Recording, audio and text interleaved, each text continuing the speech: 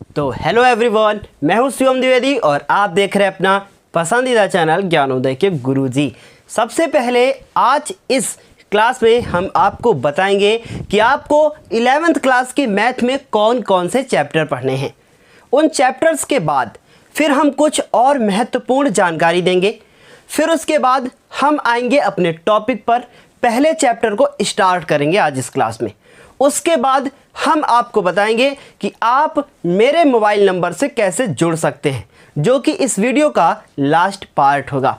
इस वीडियो के बीच में ही हम आपको एक ऐसे गेस्ट से मिलवाने वाले हैं जिन्होंने हाल ही में हमारे इस ज्ञानोदय के गुरुजी के प्लेटफॉर्म पर एंट्री की है। उनसे मिलवाएंगे, वो क्या करेंगे क्या नहीं करेंगे, ये सब कुछ आज इस क्लास में हम आपको बताने वाले हैं। तो जैसा कि मैंने आपसे कहा कि शुरुआत हम कहाँ से करेंगे, इन सारे चैप्टर से।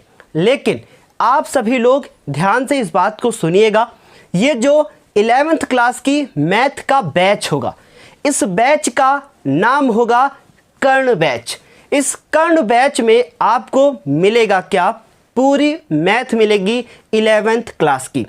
इसलिए आप सभी को हमारे इस चैनल को सब्सक्राइब कर लेना चाहिए। साथ ही साथ आपको ही, बहुत ध्यान से सुनिएगा, साथ ही साथ आपको ही इस वीडियो को भी लाइक करना होगा। इस वीडियो को लाइक कीजिएगा, लास्ट में कमेंट करके भी बताइएगा ये पहली क्लास है, इसलिए थोड़ा सा आपको एक्स्ट्रा नॉलेज मुझे देना होगा। बाकी आप देख ही रहे हैं कि लगातार हम आपके लिए काम कर रहे हैं। शुरुआत मैंने बता दी आपको कि इस बैच का नाम क्या होगा, कर्ण बैच होगा। इसमें हम लोग पूरी मैथ को कवर करेंगे।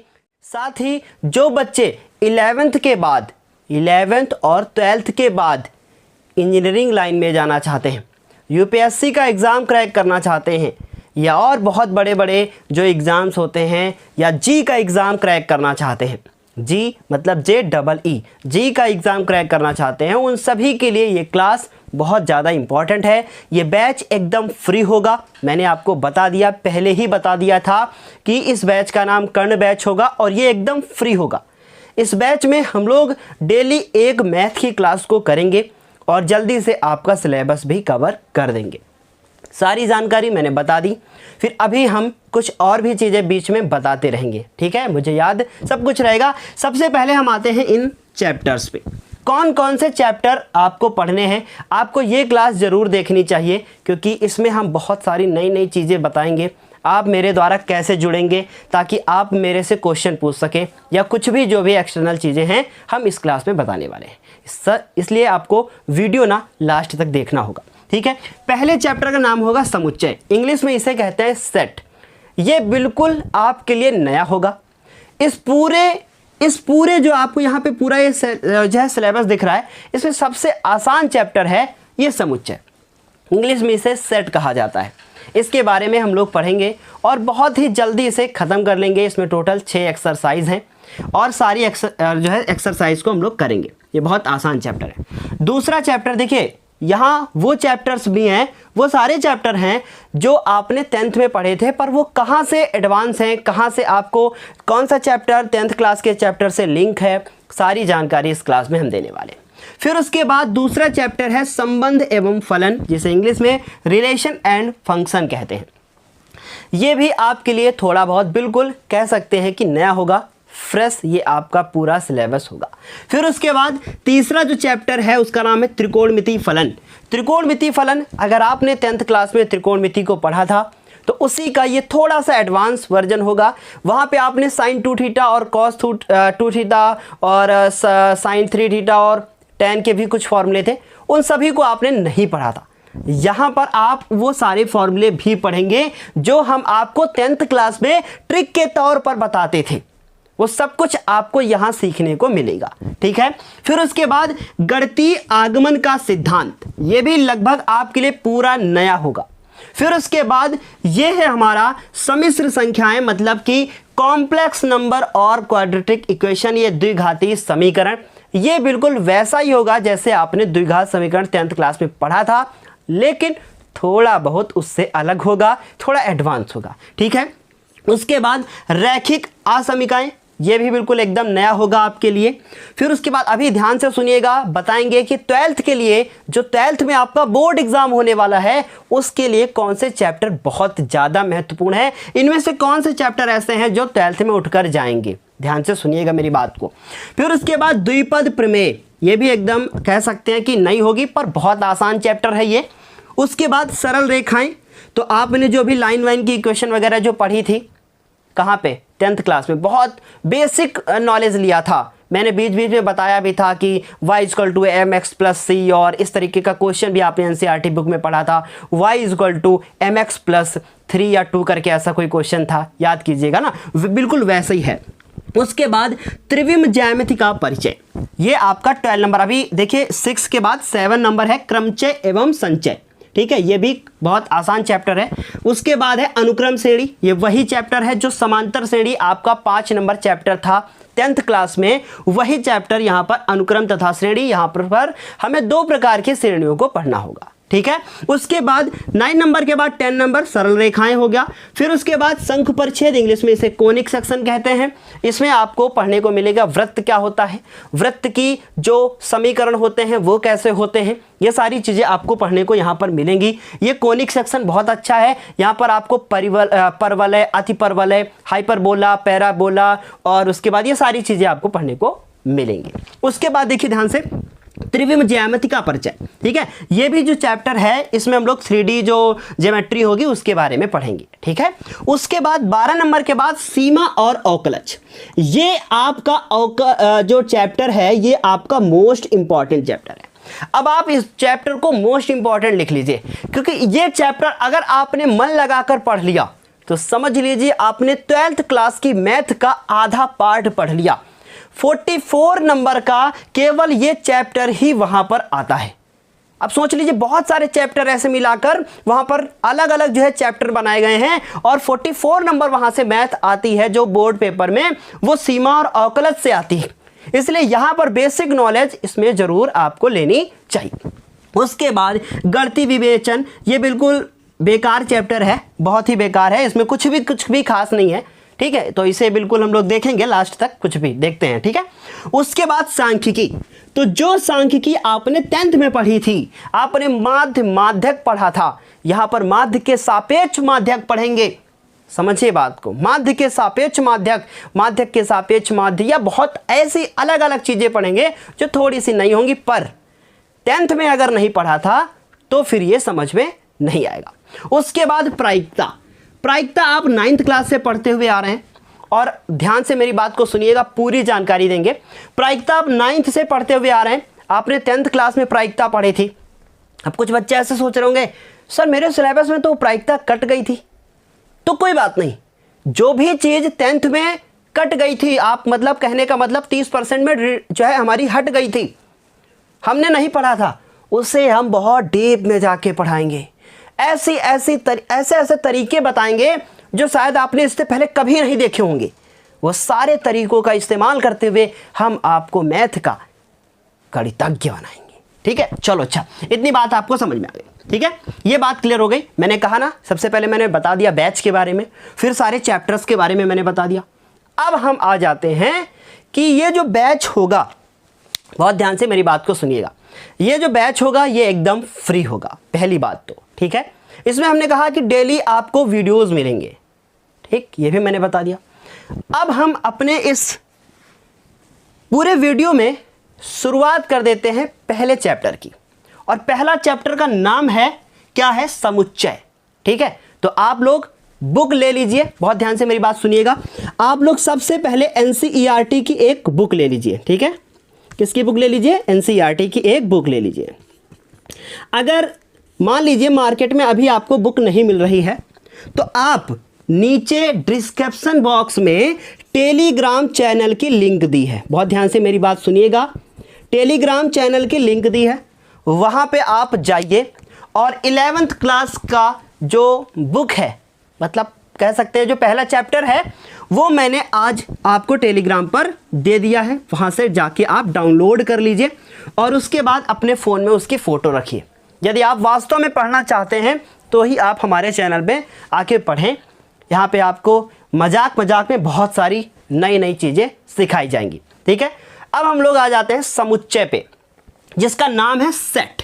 ठीक है, अब देखिए समुच्चय विकास का सिद्धांत। ठीक है, तो पहली बात तो समुच्चय होता क्या है ना। सवाल ये उठता है कि समुच्चय है क्या। समुच्चय का मतलब इसे इंग्लिश में कहते हैं सेट, और किसी चीज का समूह उसे कहेंगे समुच्चय। अब जैसे कि मान लीजिए हमने कहा कि ये पेन का समूह, ठीक है, तो इसमें 3 पेन हो गए। ठीक, तो ये हमने कहा कि ये क्या है, एक प्रकार का समुच्चय हो गया। कह सकते हैं हाँ, ताश की गड्डी में पत्तों का समूह कह सकते हैं। आपकी क्लास में बच्चों का समूह, इसका मतलब ये पूरा एक सेट हो गया। सेट समझते हैं ना, कोई भी चीज का कॉम्बिनेशन है ना, रीअरेंजमेंट कह सकते हैं, उसे हम लोग कहेंगे समुच्चय। तो इसका फिर मैथ से क्या लेना देना है वो अभी हम समझेंगे। अब समझिए कि जो ये समुच्चय विकास का जो सिद्धांत है ये किसने दिया था। ये महाशय हैं हमारे चाचा जी, ये जॉर्ज कैंटर, इन्होंने दिया था। और कब ये पैदा हुए थे, 1845 में, और उसके बाद 1918 में इनकी डेथ हो गई थी। पहली बात तो ये जर्मनी के हैं, जर्मन गणितज्ञ हैं, पर इनका जन्म वास्तव में जर्मनी में हुआ नहीं था। ठीक है, ये हैं जर्मनी के रहने वाले। अब इसके पीछे की क्या वजह है, बहुत बड़ी वजह है, तो फिर वो कभी आगे चल के पढ़ोगे आप ना। अब सुनो मेरी बात, जब आप रिसर्च करोगे कि वो कौन थे तब, पर मैंने थोड़ी सी जानकारी दे दी कि इनका जन्म वास्तव में हुआ नहीं था जर्मनी में।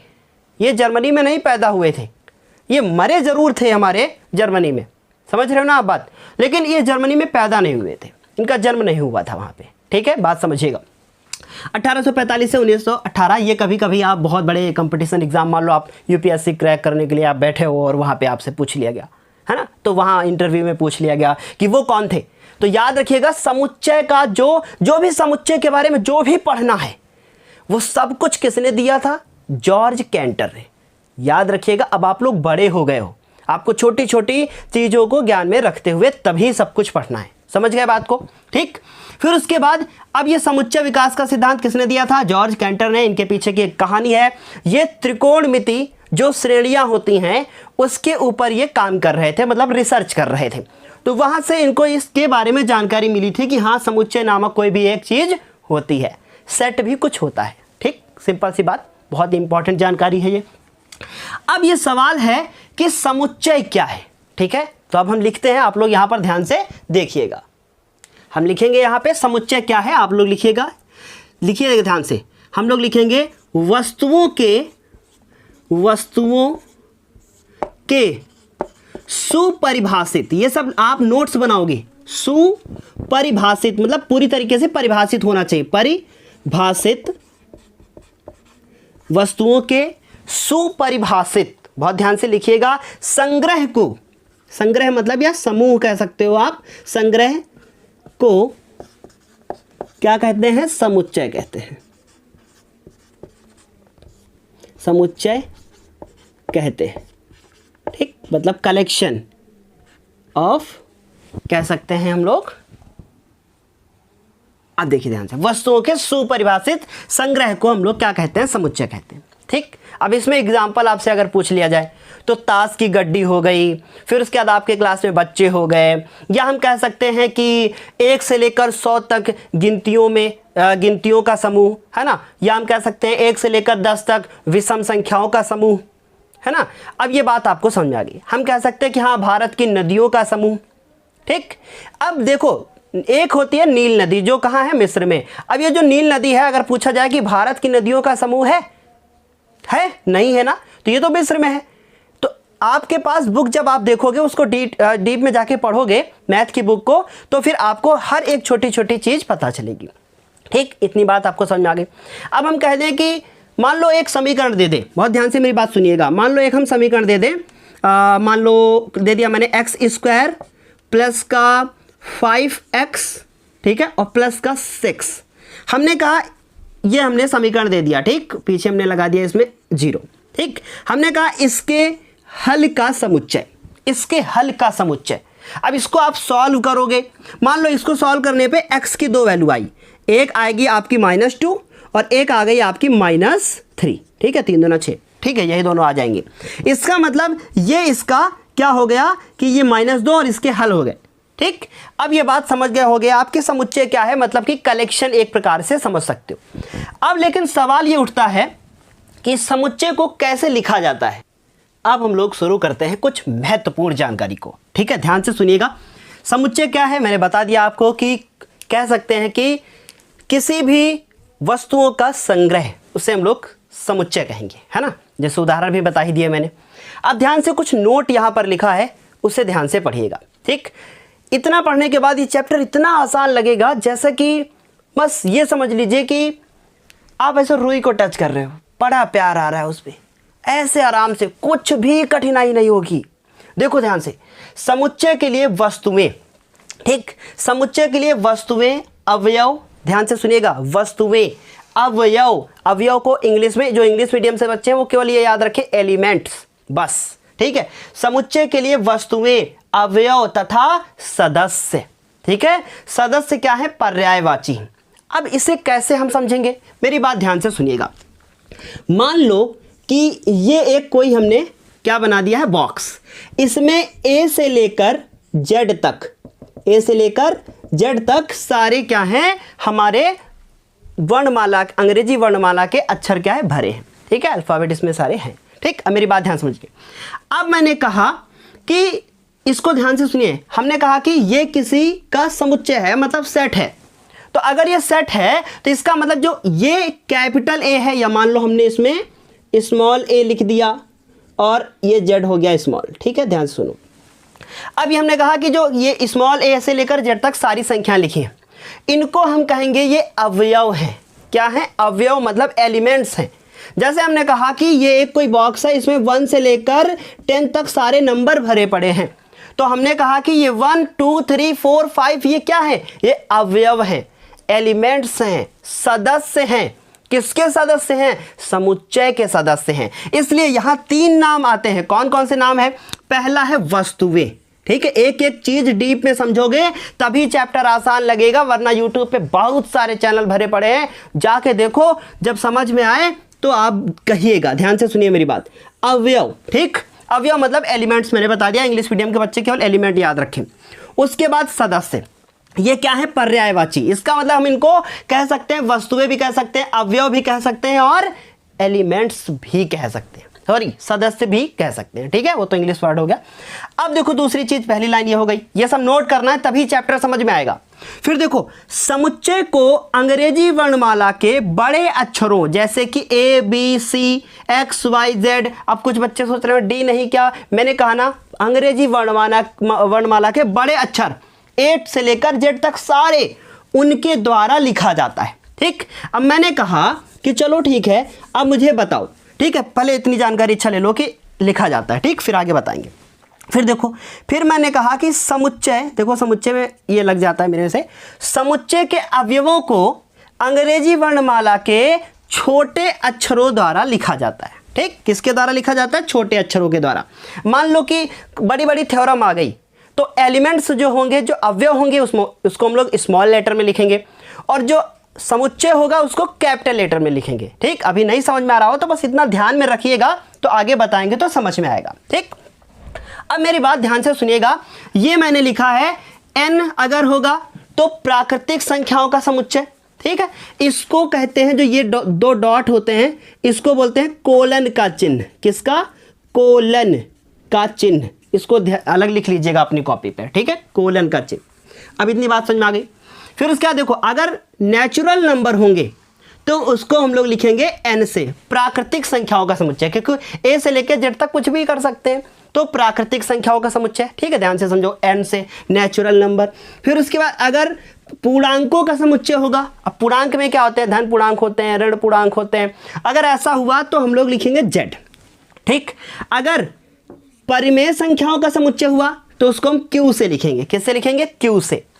उसके बाद अगर वास्तविक संख्याओं मतलब रियल नंबर हुआ, क्योंकि देखो ये रैशनल होता है, अब रियल तो इसलिए अलग अलग नाम दिए गए, इसलिए मैंने इनको एक्सप्लेन नहीं किया इंग्लिश में। अब आप सोच रहे होंगे इनको क्या कहेंगे, तो इसको ध्यान में रखिए, रियल नंबर मतलब वास्तविक संख्याओं का समुच्चय, उसे हम लोग किससे लिखेंगे, r से लिखेंगे। ठीक, अब देखो, अगर पूछा जाए पूर्णांकों में धन पूर्णांकों का समुच्चय, तो आप लिख दोगे क्या, देखो पूर्णांकों के लिए क्या लिखा, z, धन पूर्णांकों के लिए z प्लस, ऋण पूर्णांकों के लिए z माइनस। ठीक, फिर उसके बाद अगर पूछा जाए धन परिमेय संख्याओं का समुच्चय तो q प्लस, ऋण परिमेय संख्याओं का समुच्चय तो q माइनस। बिल्कुल कुछ छूटेगा नहीं इसके, इस क्लास के बाद सब कुछ ले लोगे समुच्चय में। फिर उसके बाद अगर धन वास्तविक संख्याओं का तो r प्लस और ऋण वास्तविक संख्याओं का तो r माइनस। ये जानकारी है, ये सब लिखते जाइएगा। ठीक है, इतनी बात आपको अच्छे से समझ में आ गई होगी। ठीक, अब देखो ये कुछ रूल्स हो गए, ये सब हो गया। अब जैसे मान लो अंग्रेजी वर्णमाला में वॉवल्स आ गए तो वी लिख दो, है ना, वी लिख दीजिए, है ना। चलो अच्छा, इतनी बात आपको समझ में आ गई। अभी इसको हम थोड़ा सा वाला साफ करते हैं। ठीक, अब देखो कुछ और जानकारी। ठीक, अब एक चीज हो गई, इसको मैंने बताया कोलन का चिन्ह, कोलन का चिन्ह। ठीक है, ये कोलन है। उसके बाद एक नई चीज यहां पर ऐड हो रही है आपके लिए, ये ऐसे एक चिन्ह बना है। ठीक, इसको बोला जाता है एप्सिलॉन का चिन्ह। ठीक है, इंग्लिश में लिख लो चाहे हिंदी में लिख लो, कुछ भी लिख लो, एप्सिलॉन का चिन्ह। ठीक है, इसको जल्दी से जो है अपनी कॉपी पे नोट कर लो, एप्सिलॉन का चिन्ह। ठीक, ये आप नोट कर लीजिएगा। अब मान लो, अब हम आपको लिखना सिखाते हैं कि समुच्चय लिखा कैसे जाता है। ठीक, इतना सब कुछ बता दिया मैंने, जानकारी दे दी, इसको नोट कर लो, फिर अभी सब कुछ हम बताएंगे। ठीक, चलो इसे मिटाते हैं।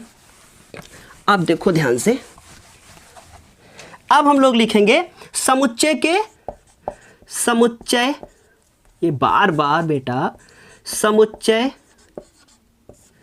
देखिए ध्यान से लिखिएगा मेरी बात। ठीक है, समुच्चय को कैसे लिखा जाता है, तो समुच्चय को लिखने का के रूप। ठीक है, लिखने के रूप। अब ध्यान से सुनिए, इसमें पहला टाइप है रोस्टर, या पहला ही टाइप है रोस्टर या सारणीबद्ध, सारणीबद्ध रूप।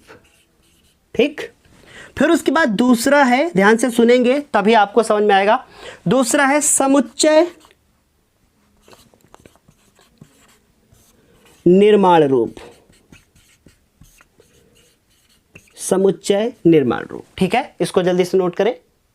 तो अब हम लोग समझेंगे कि समुच्चय को लिखा कैसे जाता है। ठीक है, अब ध्यान से मेरी बात को सुनिएगा, एक एग्जाम्पल लेंगे और सब कुछ समझ में आ जाएगा। ठीक, ध्यान से मेरी बात सुनिए। ठीक है, अब मान लो हमने एक उदाहरण लिया। ठीक है, ये एक उदाहरण ले रहे हैं और इसके माध्यम से सब कुछ समझेंगे। दो उदाहरण बताएंगे और तीसरा होमवर्क देंगे और करिएगा उसको आप। ठीक, अब मान लो हमने कहा कि कोई भी एक उदाहरण ले लिया, हमने कहा संख्या 42 को, संख्या 42 को विभाजित करने वाली संख्याएं। ठीक, अब एक बात बताओ, अगर हम 42 लिखेंगे मतलब कि 42 लिखेंगे तो उसके बाद इस 42 को कौन कौन डिवाइड कर सकता है, ये 1 से डिवाइड हो जाएगी, तो हम लोग लिखेंगे 1।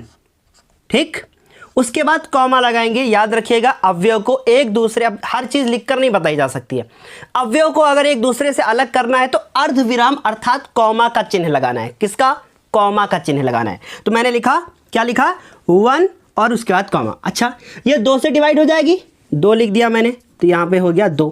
ठीक, अब क्या 3 से डिवाइड हो जाएगी क्या, है ना, हो जानी चाहिए। तो ये 3 से डिवाइड हो जाएगी, 3 कम 3, 3 चौको 12, 3 से डिवाइड हो जाएगी, तो 3 लिखा मैंने। क्या 4 से होगी, नहीं। क्या ये 5 से होगी, नहीं। क्या 6 से होगी, हो जाएगी, तो 6 लिखा। ठीक है, 6 7 42। तो फिर ये 7 से भी हो जाएगी, तो 7 भी लिखा। देखो ध्यान से सुनना मेरी बात। अब ये 8 से होगी, नहीं। 9 से होगी, नहीं। 10 से होगी, नहीं। 11 से नहीं। 12 से नहीं। अब किससे होगी, 14 से, तो हम यहाँ 14 लिख देते हैं। ठीक, तो ये 14 से डिवाइड हो जाएगी। तो 1 2 3 4 5 6, है ना, 14 से हो गई। फिर उसके बाद क्या ये 21 से हो जाएगी, 21 तियाँ 21 से भी हो जाएगी, इसके बीच में और किसी से नहीं होगी, तो ये 21 हो गई। चाहे तो आप करके देख लीजिएगा। उसके बाद 42 स्वयं 42 से भी तो हो जाएगी, तो ये 42 से भी हो गई। ठीक, तो ये संख्या 42 को विभाजित करने वाली संख्याएं कौन कौन सी हो गई? 1 2 3 और उसके बाद 6 7 14 21 और 42। ठीक, अब इनको अगर हम लोग मंझले ब्रैकेट में बंद कर दें, कौन से मंझले ब्रैकेट जो हम सही से नहीं बना पाते हैं, अब आप ही लोग इसको अच्छे से बनाइएगा। 3 प्रकार के ब्रैकेट होते हैं ना, ये बीच वाला जो ब्रैकेट होता है मंझला ब्रैकेट, इससे इसको बंद किया जाता है। ठीक है, अगली बार सीख के आएंगे। 1 2 3 4 1 2 3 6 7 उसके बाद 14 21 और 42। बहुत आसान चैप्टर है, हलवा लगेगा आज की इस क्लास के बाद, लेकिन मन लगा के पढ़ना होगा पहले। ठीक, तो 1 2 3 6 7 14 ये क्या हो गया? ये हमारा हो गया कि मैंने क्या किया, 42 को डिवाइड करने वाली जितनी भी संख्याएं थी, विभाजित करने वाली जितनी भी संख्याएं थी, उन सभी को लिखा। लिखने के बाद बीच में कॉमा लगाया, और कॉमा लगाने के बाद ध्यान से सुनिएगा, कॉमा लगाने के बाद मैंने क्या किया, कॉमा जैसे ही लग गया फिर उसके बाद मैंने ब्रैकेट लगा दिया। और कौन सा? मंझला ब्रैकेट। छोटा ब्रैकेट, बड़ा वाला ब्रैकेट, इन सभी का इस्तेमाल नहीं होगा। किसका इस्तेमाल होगा? बीच वाले ब्रैकेट का। तो बनाना सीख लीजिए अगर आपने अभी तक सीखा नहीं है तो, है ना। गर्मी बहुत लग रही है पर क्या करें, हो गया तो हो गया। ठीक है, चलो संख्या 42 को विभाजित करने वाली संख्या। ठीक, ये मैंने लिख दिया। अब मान लो ये संख्याएं हैं, इनको हम किसी से लिखना चाहें तो हम यहाँ बराबर का चिन्ह लगाएंगे और मैंने लिख दिया A। अभी मैंने कहा था ना, अंग्रेजी वर्णमाला के बड़े अक्षरों द्वारा इनको प्रदर्शित किया जाता है। तो मैंने लिखा A बराबर 1 2 3 उसके बाद 6 7 14 21 और 42। ये इसका कौन सा रूप कहलाया? जो ये मैंने यहां पर लिखा है, ये इसका रोस्टर रूप है। कौन सा रूप है? रोस्टर रूप। अब बताओ, कुछ है कठिन इसमें? है कुछ कठिन? नहीं ना। अब क्या कहोगे आप? अरे एकदम हलवा, कुछ है ही नहीं। ये इसका रोस्टर रूप हो गया। ठीक, समझ में आई मेरी बात? अब इसी प्रकार से एक उदाहरण और लेते हैं। ठीक, अंग्रेजी, ये दूसरा उदाहरण है, ये पहला है इधर वाला और ये दूसरा। अंग्रेजी वर्णमाला, अंग्रेजी वर्णमाला के स्वर, ये थोड़ा सा चैप्टर है ये ऐसा थ्योरेटिकल। अंग्रेजी वर्णमाला के स्वर टोटल कितने होते हैं? देखिए, अक्षर कितने होते हैं? टोटल 26, लेकिन उसमें से स्वर मतलब वॉवेल्स कितने होते हैं? 5। कौन कौन से? देखो ध्यान से। ए होता है स्मॉल, ठीक, ए आई होता है, ओ होता है, यू होता है और ई होता है। ठीक है, तो पहले ई लिख देते हैं, ए आई ई ओ और उसके बाद यू। ये हो गए। मैंने क्या किया, इनको मंझले ब्रैकेट से क्या किया मैंने, देखो ध्यान से। ठीक, इनको मंझले, बहुत इंपॉर्टेंट चीज़ें भी हम यहाँ पर बताने वाले हैं, ध्यान से मेरी बात सुनिएगा, बहुत इंपॉर्टेंट चीज़ें। ठीक, ए आई ई ओ और यू सब कुछ एक ही क्लास में ज्ञान दे देंगे, फिर बाद में क्या करेंगे। ए आई ई ओ यू ये अंग्रेजी वर्णमाला के स्वर हो गए। ठीक, इनको किसी एक चीज़ से प्रदर्शित करना है। अब आपको नहीं समझ में आ रहा है वी लिखें, क्या करें? अरे ए लिख दो, लेकिन यहाँ पर हम आपको बताएंगे कि क्या लिख दो आप, वी। ए भी लिख सकते हो, कोई प्रॉब्लम नहीं, कोई जरूरी नहीं है कि वी से लिखा जाए, केवल अंग्रेजी वर्णमाला का बड़ा अक्षर होना चाहिए। समझ गए? बात क्लियर है ना इतनी? अब बताओ अंग्रेजी वर्ण, ये इसका कौन सा रूप हो गया? रोस्टर। ये इसका कौन सा रूप हो गया? ये इसका रोस्टर रूप हो गया। तो मैंने यहाँ नीचे क्या लिख दिया? रोस्टर रूप। रोस्टर रूप, तो आप ऊपर रोस्टर रूप लिख लेना और उसके बाद तब इसको। अब बताओ ये बात समझ में आ गई या नहीं आ गई? आ गई। अब इसका ये रोस्टर रूप हो गया। अब इसमें देखो फिर से, ठीक, अब इसमें हम लोग कुछ आगे पढ़ेंगे। अब क्या पढ़ेंगे? अब इसका हम लोग सारणीबद्ध रूप पढ़ेंगे। अब देखो इसका सारणीबद्ध रूप कौन सा है, ध्यान से सुनना। ठीक, सारणीबद्ध रूप को लिखते समय हम लोग एक्स वाई जेड मतलब स्मॉल लेटर्स का यूज करते हैं। अब देखो कैसे लिखा जाता है, ध्यान से सुनना, पहले लिखेंगे फिर समझो। मैंने लिखा ए बराबर, ठीक है, फिर उसके बाद हमने इस वाले ही मंझले ब्रैकेट का इस्तेमाल किया, स्मॉल एक्स लिखा, इस स्मॉल एक्स की जगह पर आप वाई जेड ये सब भी लिख सकते हो। ठीक, फिर उसके बाद ये वाला एक हमने चिन्ह लगाया। ठीक, कौन सा चिन्ह लगाया? ये हमने एक चिन्ह लगा दिया। ठीक, इतनी बात समझ में आ गई। तो ये हो गया a बराबर x और ये सेमीकोलन का चिन्ह। फिर मैंने लिखा कि x एक x। अब बताओ ये एक जितनी भी आपको संख्याएं यहाँ पर दिख रही हैं ये कौन सी हैं? प्राकृतिक संख्याएं हैं। कौन सी संख्याएं हैं? प्राकृतिक। हम इनको सम और विषम नहीं कह सकते। अगर मान लो ये सारी सम संख्याएं होती तो सम कह देते, पर ये सारी कैसी है? नेचुरल नंबर है, प्राकृतिक। तो मैंने लिखा x उसके बाद ये इसका कोलन का चिन्ह लगाया, फिर x लिखा x एक प्राकृतिक संख्या है। कौन सी संख्या है? प्राकृतिक, तो इसको शॉर्ट में प्राकृतिक लिख दिया, संख्या है। ठीक, क्या है? x एक प्राकृतिक संख्या है जो क्या करती है, ये जो जितनी भी संख्याएं हैं वो 42 को विभाजित करती है। x एक प्राकृतिक संख्या है जो 42 को विभाजित करती है। आपको अपने शब्दों में लिखना है इसको, बस लाइन में, ठीक है, विभाजित करती है। ये इसका कौन सा रूप हो गया बताओ? ये इसका हो गया हमारा सारणीबद्ध रूप। ये कौन सा रूप हो गया? सारणीबद्ध। ये रोस्टर रूप हो गया, नहीं सारणीबद्ध नहीं, ये समुच्चय रूप हो गया, सॉरी, समुच्चय रूप। ठीक, फिर उसके बाद देखो ये रोस्टर, अब इसको देखो कैसे लिखेंगे, हम लोग लिखेंगे v, फिर उसके बाद ये देखो क्या है, ये हमारे a i e ये सब क्या है, इनको हमने मान लिया कि x, ये सब क्या हो गए x, तो मैंने कहा कि x, फिर उसके बाद 2 बिंदु लगाए। ठीक, फिर लिखा x एक अंग्रेजी वर्णमाला का, अंग्रेजी वर्णमाला का, वर्णमाला का क्या है? स्वर है। ठीक, क्या है? स्वर है। और कौन से ब्रैकेट से बंद करना है इसको? मंझले ब्रैकेट से बंद करना है। क्या इतनी बात आपको समझ में आ गई? उम्मीद है कि ये सब कुछ समझ में आ गया होगा। ठीक है, अब ठीक, वो एप्सिलॉन का जो चिन्ह मैंने बनाया था, ठीक, उसको देखो कैसे पढ़ते हैं। ठीक, ध्यान से सुनना। अब मान लो इतना मैंने लिख दिया और हम यहाँ लिख दें कि मान लो बाई चांस मैंने लिखा कि 7, जो ये 7 है, देखो इसमें 7 है, ये बिलोंग, तो अब ये नहीं पढ़ेंगे 7 एप्सिलॉन, ये चिन्ह का नाम है जो आपको अभी इंटर क्लास में भी पढ़ने को मिलेगा। ठीक है, पर इसको हम लोग लिखेंगे 7 बिलोंग टू, किसको बिलोंग कर रहा है? किसके? देखो 7 बिलोंग टू, ये क्या है? ए, तो ये ए को बिलोंग करता है। ये हम लोग ये बात लिख सकते हैं। ठीक, लिख सकते हैं। लेकिन अच्छा बताओ, इसमें कहीं 8 आपको दिख रहा है, कहीं 9 आपको दिख रहा है, तो हम लिखेंगे 9 नॉट बिलोंग टू, इसको पढ़ेंगे 9 जो है वो नॉट बिलोंग टू, इसको इंग्लिश में ही पढ़ेंगे। ठीक है, 9 नॉट बिलोंग टू किसको? ए को बिलोंग नहीं करता है। समझ में आ रही बात? देखो सब कुछ सिखाएंगे तभी आपको बहुत सारी चीज़ें सीखने को भी मिलेंगी। ठीक है, ये बात समझ में आ गई। अच्छा, अब यहाँ इसको मान लो लिखना हो, ये लिखना जरूरी नहीं है, पर हम बता रहे हैं कि ऐसे होता है। ठीक, आगे भी अभी मिलेगा आपको सीखने को। देखो 7 हमने लिख दिया, अब इसको हम लिख दें कि ए जो है वो किसको बिलोंग कर रहा है? इस v के अंदर क्या है? इसके अंदर है, कौन है? ए है। लेकिन हम कहते हैं कि अच्छा चलो सी, या मान लो हमने डी लिख दिया, D not belong to v, इस v के अंदर d नहीं है। तो इसका मतलब अगर होगा तो हम लोग एप्सिलॉन, और नहीं होगा तो नॉट एप्सिलॉन। ठीक, समझ गए बात को? उम्मीद है ये समझ में आ गया होगा। अगर आपको और ज़्यादा डीप में पढ़ना है तो आप 11th क्लास की बुक को ले लीजिए, पहले के 2-3 पेज की थ्योरी आप अच्छे से पढ़ लीजिए। ठीक है, ये बात आपको अच्छे से समझ में आ गई होगी, जल्दी से स्क्रीनशॉट ले लीजिए। अच्छा, मान लो कि किसी बच्चे को इसको शुद्ध हिंदी में पढ़ना हो ये सारी चीज़ें, तो हम कहेंगे 7A में है, इसको हिंदी में पढ़ेंगे 7A में है, इसको पढ़ेंगे 9 जो है वो A में नहीं है, 9A में नहीं है। फिर पढ़ेंगे A V में, A फिर कैपिटल V में है, परंतु D V में नहीं है। ऐसे मतलब हम लोग पढ़ेंगे। ठीक, बाय एग्जांपल मैंने आपको बताया। तो जल्दी से अब एक स्क्रीनशॉट ले लीजिए।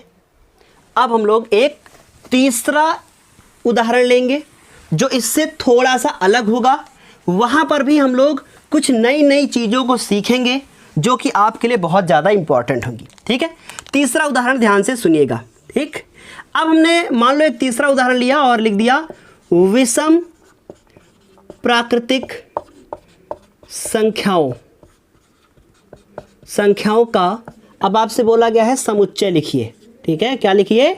समुच्चय लिखिए, ये आपसे बोल दिया गया। ठीक, तो इसके भी आपको 2 रूप, पहले रोस्टर रूप। ठीक है, तो रोस्टर और रोस्टर ही याद करो, सारणीबद्ध न याद करो। ठीक है, रोस्टर को ही हम लोग सारणीबद्ध कहते हैं। तो पहला तो हो गया रोस्टर रूप, दूसरा कौन सा हो गया इसका? समुच्चय रूप। समुच्चय निर्माण लिख लो, ज़्यादा दिक्कत है तो समुच्चय निर्माण रूप। ठीक है, अब ध्यान से समझो।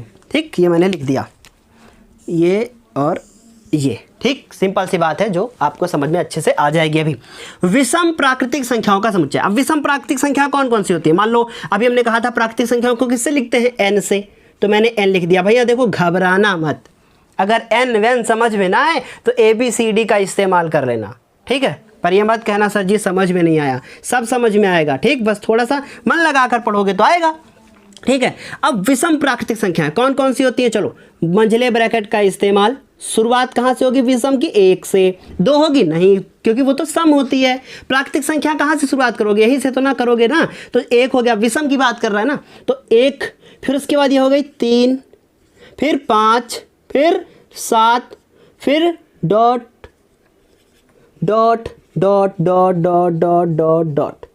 अब देखो मेरी बात ध्यान से सुनो, ये डॉट डॉट डॉट मैंने लगाए हैं, ये इतने सारे लगते हैं कि कोई इनकी लिमिट है, लिमिट है मेरे लाल।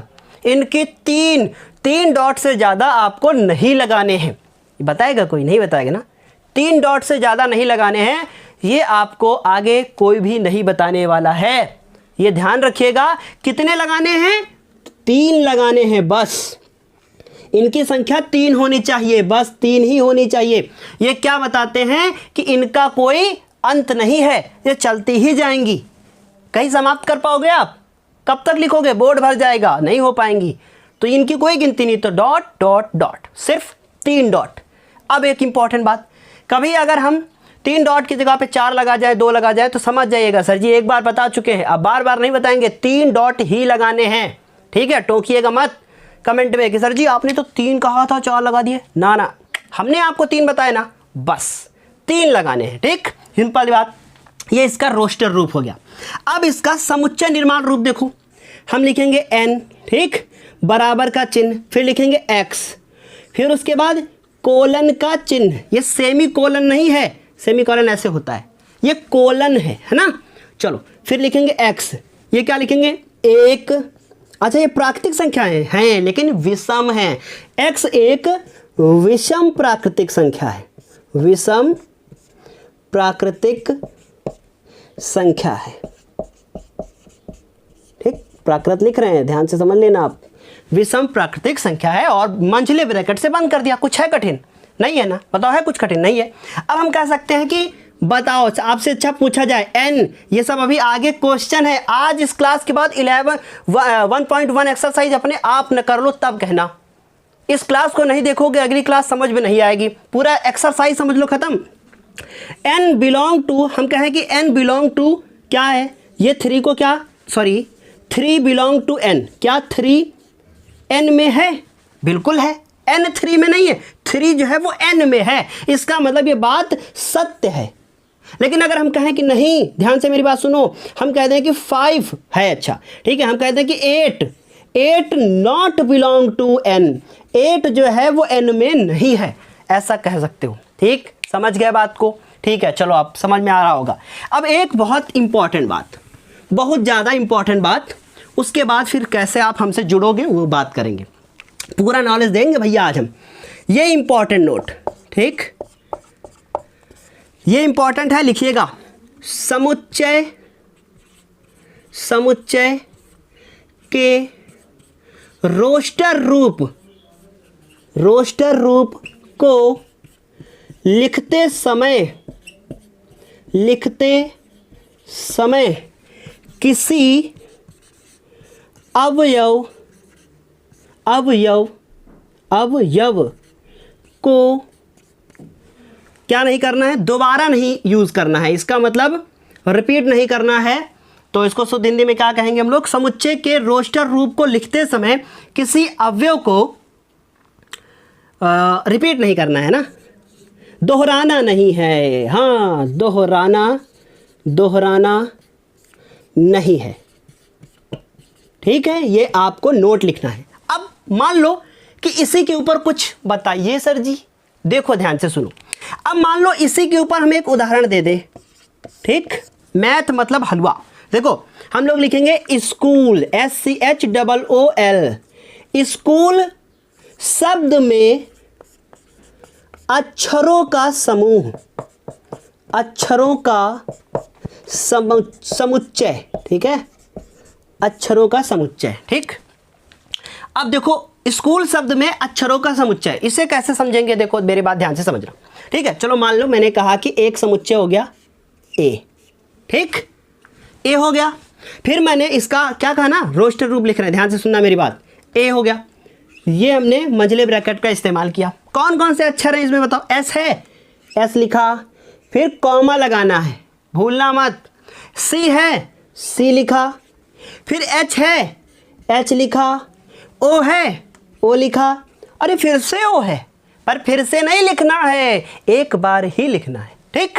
तो एक बार लिखना है तो इसका मतलब अब दोबारा इस्तेमाल नहीं करना। इस प्रकार से समुच्चय को लिखा जाता है। सब कुछ इंपॉर्टेंट एक ही क्लास में दिए दे रहे हैं सर जी, समझो बात को, ठीक।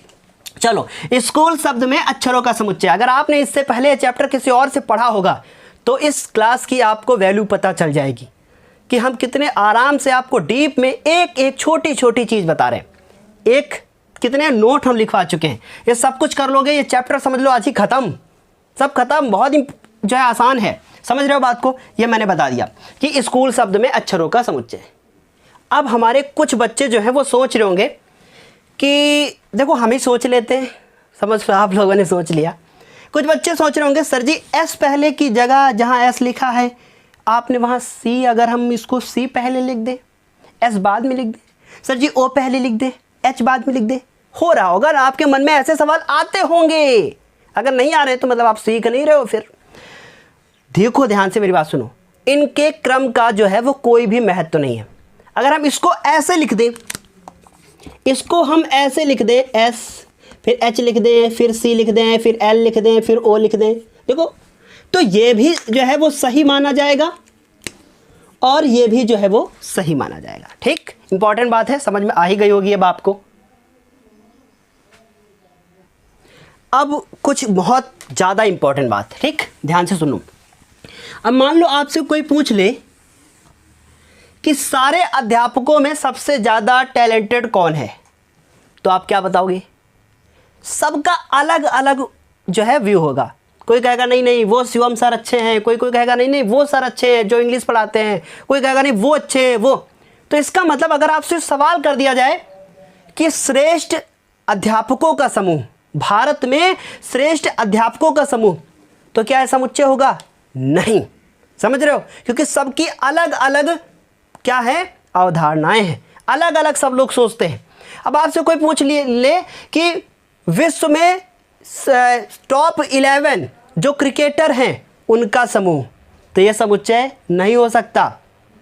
विश्व में जो टॉप गणितज्ञ हैं उनका समूह, तो क्या इनका समुच्चय हो सकता है? नहीं हो सकता है। समझ रहे बात को, क्या इनका समुच्चय हो सकता है? नहीं हो सकता है।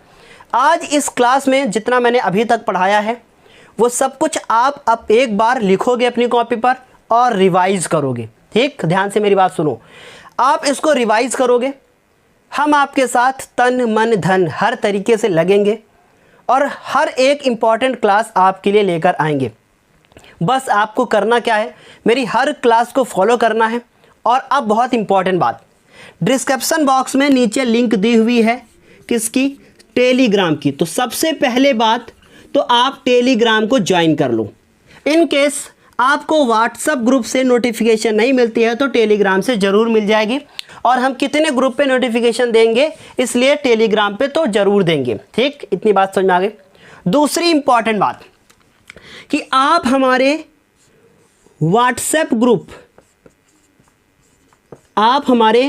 व्हाट्सएप ग्रुप से अगर जुड़ना चाहते हैं, जिसकी लिंक मैंने आपको कल शाम को दी थी, तो आप डिस्क्रिप्शन बॉक्स में नीचे जाएं, वहाँ पे आपको व्हाट्सएप ग्रुप मिलेंगे।